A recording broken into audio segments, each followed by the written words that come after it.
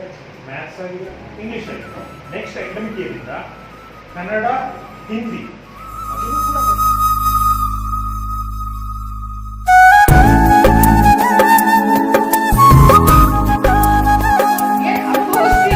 ಅದನ್ನು ಯಥಾವತ್ತಾಗಿ ನೀವು ತರಗತಿಯಲ್ಲಿ ಅಳವಡಿಸಬೇಕಾಗಿದೆ. ಸೊ ನಾವು ಸಾಕಷ್ಟು ಕಡೆ ಕಾಲ್ಪು ಟ್ರೈನಿಂಗ್ ಮುಗಿದ ತಕ್ಷಣ ನಮ್ದು ಫಾಲೋ ಕೂಡ ಇರುತ್ತೆ. ನೋಡಿ ನೀವು ಅಸೈನ್ಮೆಂಟ್ ಕೊಟ್ಬಿಟ್ಟಾಗ ನನ್ನ ಮಾರ್ಕ್ ಮುಗೀತು ಅಲ್ಲ, ಖಂಡಿತ ಅಲ್ಲ. ನಮ್ಗೆ ಅದರದೇ ಆದಂಥ ಫಾರ್ಮೆಟ್ ಕೊಟ್ಟಿದೆ. ಆನ್ಲೈನಲ್ಲೇ ಆನ್ ದ ಸ್ಪಾಟ್ ನಾವು ಮಾಹಿತಿಯನ್ನು DSC ಆಗಿ ಕಳಿಸ್ತೀವಿ. ಏನು 40 ನಿಮಿಷ ಪಾಠ ನೀವು ಏನನ್ನ ಬಳಸಿದ್ರೆ ನಿಮ್ಮ ಕಲಿಕೆಗೆ ಆ ಕಲಿಕೆ ಪೂರಕವಾಗುತ್ತಾ, ನೀವು ಬಳಸಿದಂಥ ಮಾಹಿತಿ ಆ ಕಲಿಕೆಗೆ ಪೂರಕವಾಗಿ ಆ ಕಲಿಕೆಯನ್ನು ಮಗುವಿನಲ್ಲಿ ದೃಢೀಕರಿಸ್ತಿದ್ಯಾ ಅಲ್ವಾ? ಇದನ್ನು ಕೂಡ ನಾವು ನೋಡ್ತೀವಿ. ಫಾಲೋ ಅಪ್ ಹಿಂದೆನೇ ಇದೆ, ನಿಮ್ಮ ಅಸೈನ್ಮೆಂಟು ಹಿಂದೆನೇ ಇದೆ.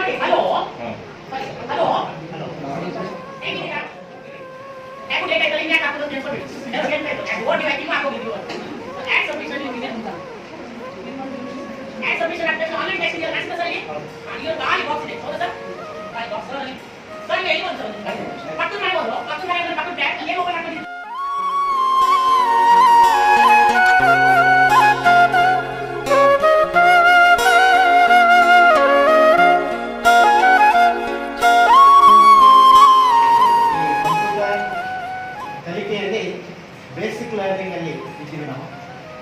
ಸೊ ಎಲ್ಲರೂ ಎಲ್ಲ ಕಂಪ್ಯೂಟರ್ ಬೇಸಿಕ್ ಸ್ಕಿಲ್ಸ್ನ ಎಲ್ಲ ಕಲ್ಕೊಂಡಿದ್ದೀವಿ. ಕೊನೆಯ ದಿನ ಇಲ್ಲಿ ಏನು ಮುಗಿಸ್ಕೊಂಡು ಹೋಗ್ತಾ ಇದ್ದೀವಿ. ಪ್ರಥಮ ವಂದನ ಗೌರಿ ನಂದನ ಹೇ ಶಿವನಂದನ ಪಾಹಿ ಗಜಾನನ ಹೇ ಶಿವನಂದನ ಪಾಹಿ ಗಜಾನನ ಪ್ರಥಮ ವಂದನ ಗೌರಿ ನಂದನ. ಕೊನೆಯ ದಿನದ ಅಂತಿಮ ಕಾರ್ಯಕ್ರಮಕ್ಕೆ ಈ ಒಂದು ವೇದಿಕೆಗೆ ಕೋಆರ್ಡಿನೇಟರ್ ಮೇಡಮ್ ಆದಂತಹ ಭಾಗ್ಯಶ್ರೀ ಮೇಡಮ್ ಅವರು ಈಗ ಕಾರ್ಯಕ್ರಮ ನಡೆಸುತ್ತಾರೆ. ಅವರಿಗೆಲ್ಲ ಪರವಾಗಿ ಪೂರ್ವಕ ನನಗೆ ಶಾಲೆನಲ್ಲಿದ್ದಾಗ ಮೇಡಮ್ ಅವರು, ನಮ್ಮ ಮುಖ್ಯ ಶಿಕ್ಷಕಿಯವರು ನನಗೆ ಹೇಳಿದ್ರು, 28ನೇ ತಾರೀಕಿಂದ ತಾಲೂಕು ತರಬೇತಿ ಇದೆ ನಿಮಗೆ 10 ದಿನಕ್ಕೆ. ನಾನು ಓಪನ್ ಆಗೇ ಹೇಳ್ಕೊತಾ ಇದ್ದೀನಿ. ನನಗೆ ಕಂಪ್ಯೂಟ್ರಲ್ಲಿ ಎಷ್ಟು ಕೇಳಿದ್ದೆ ಮಾಡಿದ್ದೆ, ಆದರೆ ಅದರಲ್ಲಿ ಪ್ರತ್ಯೇಕವಾಗಿ ಯಾವುದೇ ಥರ ಅಂತಹ ಒಂದು ನಿಪುಣವಾದಂತಹ ಒಂದು ನಾಲೆಡ್ಜ್ ಇರಲಿಲ್ಲ. ಸೊ ನಾನು ಇಲ್ಲಿ ಬರಬೇಕಾದ್ರೆ ನನಗೆ ಒಂಥರ ಒಂದು ಇನ್ಬಿಲ್ಟ್ ಫಿಯರ್ ಇತ್ತು, ಏನಾಗುತ್ತೋ, ನಾನು ಏನು ಕಲಿತೀನಾ. I had many questions. ಆದರೆ ನಾನು ಇಲ್ಲಿ ಬಂದಾಗ ಈ ತರಬೇತಿಗೆ ಮೊದಲನೇ ದಿನವೇ ಯಾವ ರೀತಿ ಸ್ಟೆಪ್ ಬೈ ಸ್ಟೆಪ್ ನಮ್ಮನ್ನು ಕರ್ಕೊಂಡು ಹೋಗಿ ಅದರಲ್ಲಿ ಇಂಡಕ್ಷನ್ ಬೇಸಿಕಲ್ಲಿ ಇರುವಂತಹ ಪ್ರತಿಯೊಂದು ಸೆಷನ್ನಲ್ಲೂ ಈಗ ಸಂಪನ್ಮೂಲ ವ್ಯಕ್ತಿಗಳಾಗಿ ಇಬ್ಬರೇ ಇದ್ದಾರೆ. ಇಂಪ್ಲಿಮೆಂಟ್ ಮಾಡಿದಾಗ ಬಹಳ ಕಷ್ಟ ಆಯಿತು. ಟೈಪ್ ಮಾಡ್ಬಿಟ್ಟು ಒಂದು ಪೇಜ್ ಪ್ರಿಂಟ್ ತಗೊಳ್ಳೋಕ್ಕೂ ಪ್ರಾಬ್ಲಮ್ ಆಗ್ತಿತ್ತು. ಅಂದರೆ ನಾವೆಲ್ಲ ವಿಂಡೋಸಲ್ಲಿ ಫೆಮಿಲಿಯರ್ ಆಗಿದ್ದು, ಆ ಮುಂದಲ್ಲೇ ಬಂದೆ ಎಲ್ಲರ ಟೈಮಿಗೆ. ಇಲ್ಲಿ ಬಂದರೆ ಇಲ್ಲಿ ತರಬೇತಿ ನಮಗೆ ಒಬ್ಬರ ಜೊತೆಗೆ ವಿಂಡೋಸ್ಗೂ ಹೆಚ್ಚು ಒತ್ತು ಕೊಟ್ಟಿದ್ದರಿಂದ ನಾವೇನು ಕಲ್ತಿದ್ದೀವಿ, ಕಲ್ತಿರೋಂಥ ಅಂಶಗಳನ್ನು ನಮ್ಮ ಶಾಲೆಯಲ್ಲಿ ಅಳವಡಿಸೋದಕ್ಕೆ ಬಹಳ ಈಸಿ ಆಗುತ್ತೆ ಅನ್ನೋದನ್ನ ಹೇಳ್ತಾ ಅನಿಸಿಕೆಗಳ ಸಮರ್ಥನೆ ಸಮಸ್ಯೆ ಇರಲಿಲ್ಲ.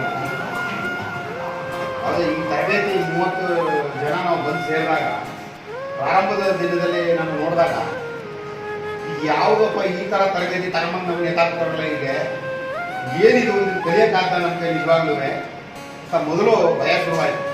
ಮೊದಲೇ ಫಸ್ಟ್ ಬ್ಯಾಚ್ ಓದಿಗೆ ಬಂದಿದ್ದವರು ನಿಮ್ಮ ಕೈ ಆಗೋದೇ ಇಲ್ಲ ಬಿಡಿ, 29 ಅಸೈನ್ಮೆಂಟ್ ಒಂದು ತಮಾಷೆ ಅನ್ಬೋದು. ಶಿವನೇ 29 ಅಸೈನ್ಮೆಂಟ್ ಅಲ್ಲೇ ಕೊಡಬೇಕು. ಇನ್ನೊಂದು ಸ್ವಲ್ಪ ಪ್ರಮುಖ ಅಂಶಗಳನ್ನು ಹೇಳಬೇಕು ಅಂತಂದ್ರೆ, ಗೋಪಾಲ್ ಕೃಷ್ಣ ಸರ್ ಹೇಳಿದ ಹಾಗೆ ಈ ಸೆಷನ್ ವೈಸು ಇಲ್ಲಿ ತರಗತಿಯಲ್ಲಿ ವ್ಯವಹರಿಸಿದಾಗ ನೀವೆಲ್ಲರೂ ಹೆಚ್ಚಿನ ಕಾನ್ಸಂಟ್ರೇಷನ್ ನಿಮ್ದು EPA ಮೇಲೆ ಇತ್ತು. ಆದರೆ ಹೇಗೆ CCEನಲ್ಲಿ ರಚನಾತ್ಮಕವಾದ ಚಟುವಟಿಕೆಗಳ ಮುಖಾಂತರ ಕಾನ್ಸೆಪ್ಟ್ ಅನ್ನ ಮೂಡಿಸುವುದು ಅಂತ ಇದೆಯೋ, ಅದೇ ರೀತಿ ಹೆಚ್ಚು ಕಡಿಮೆ ಅದೇ ಒಂದು ನೆಲೆಯಲ್ಲಿ ಈ ಒಂದು ತರಬೇತಿಯ ರೂಪುರೇಷೆಗಳನ್ನು ಕೂಡ ಸಿದ್ಧಪಡಿಸಲಾಗಿದೆ. ಸೊ ಆ ಹ್ಯಾಂಡ್ಸ್ ಆನ್ ಆಕ್ಟಿವಿಟೀಸ್ ಏನಿದೆ ಪ್ರತಿ ಸೆಷನ್ ಅಲ್ಲೂ ಇದೆ ಅದು. ಸೊ ದಯಮಾಡಿ ನೀವು ಅದನ್ನ ಇಲ್ಲಿಂದ ಹೋದ್ಮೇಲೆ ತರಗತಿಯಲ್ಲಿ ಮತ್ತೊಮ್ಮೆ ಅಷ್ಟೇ ಪರಿಪೂರ್ಣವಾಗಿ ಕಲಿಸಲಿಕ್ಕೆ ನಮ್ಗಳಿಗೂ ಕೂಡ ಸಾಧ್ಯ ಆಗಿಲ್ಲ. ಅದರ ಜಿಸ್ಟ್ ಮಾತ್ರ ನಿಮ್ಗೆ ಹೇಳಿದ್ದೀವಿ. ಅದರ ಆಳ ಅಗಲವನ್ನ ನೀವು ನೋಡಿದಷ್ಟು ನಿಮಗೆ ಅವು ಹತ್ತಿರ ಆಗ್ತವೆ. ನಾನು ಪ್ರತಿ ಬ್ಯಾಚ್ನಲ್ಲೂ ಹೇಳುವ ಹಾಗೆ, ಇಲ್ಲಿ ಮೊದಲನೇ ದಿನ ಯಾರು ಎಲ್ಲೆಲ್ಲಿ ಬಂದು ಕುಳಿತುಕೊಂಡ್ರು, ಕೊನೆಯ ದಿನನೂ ಅಲ್ಲಲ್ಲೇ ಕುಳಿತುಕೊಂಡಿದ್ದೀವಿ. ಯಾಕೆ ಅಂತ ಹೇಳಿದ್ರೆ ನಿಮ್ದೇ ಆದ ಒಂದು ಸ್ನೇಹ ವಲಯ ಇಲ್ಲಿ ಕ್ರಿಯೇಟ್ ಆಗಿದೆ. ಆ ಸ್ನೇಹ ವಲಯದ ಜೊತೆಗಿನ ಬಾಂಧವ್ಯ ಜಾಸ್ತಿ ಆಗಿದೆ.